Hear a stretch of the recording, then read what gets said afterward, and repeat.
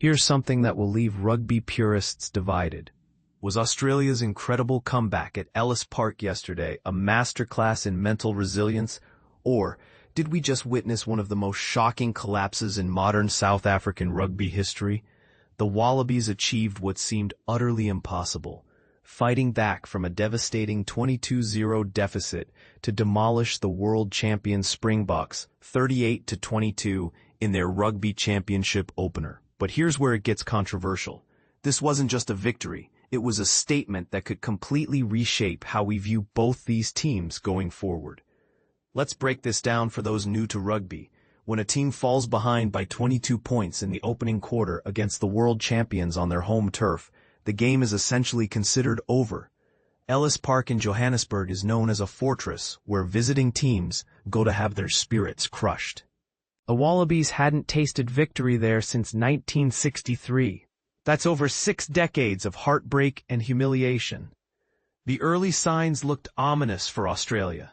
South African wing Kurt Lee Arendse, powerhouse center Andre Esterhuizen, and captain Siya Kolisi all crossed the try line within the first 18 minutes, creating what appeared to be an insurmountable mountain for the visitors to climb. At this point, most fans would have been reaching for the remote control. But here's what most people missed. And this is where the real controversy begins. The Springboks' Achilles heel this season has been their performance at the breakdown, that crucial area where players fight for possession after tackles. While South Africa looked dominant in the flashy attacking plays, Captain Harry Wilson and his Australian teammates were quietly studying their opponent's weaknesses. The momentum shift didn't happen overnight, but when it came, it was seismic. Australia began systematically dismantling South Africa's game plan through superior accuracy and decision-making at those crucial breakdown moments. The psychological impact was devastating. You could almost feel the confidence draining from the home team as they watched their commanding lead evaporate. Wilson himself became the architect of this remarkable turnaround, scoring 2 crucial tries that not only put points on the board, but sent a clear message. This Australian team wasn't going to roll over and surrender. The supporting cast was equally impressive, with Dylan Peach, Joseph Akuso-Suoli, Max Jorgensen, and Tom Wright all contributing tries in what many are already calling one of Australia's greatest test victories. This victory is right up there. It has been 60-odd years since the Wallabies have had success in Joburg, reflected veteran prop James Slipper after the match. We worked hard and had confidence in ourselves. We had a slow start, But credit to the boys, they stuck in there. But here's the part that should worry South African rugby fans. Their team completely shut down after that 18th minute. 0 points for the remaining 62 minutes against a team that many predicted would struggle in this championship. That's not just a bad day at the office. That's a systematic breakdown that raises serious questions about mental preparation and leadership. Springboks captain Kolisi didn't sugarcoat the disappointment. We let ourselves down.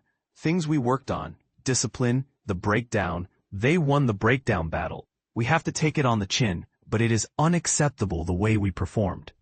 The technical aspects of this comeback reveal something fascinating about modern rugby psychology. When Australia began their second-half surge, closing the gap to just 10 points through Wilson's brilliant individual effort, you could see the panic creeping into South African decision-making. Their increasingly desperate attacking patterns became predictable, allowing Australia to counter with devastating efficiency.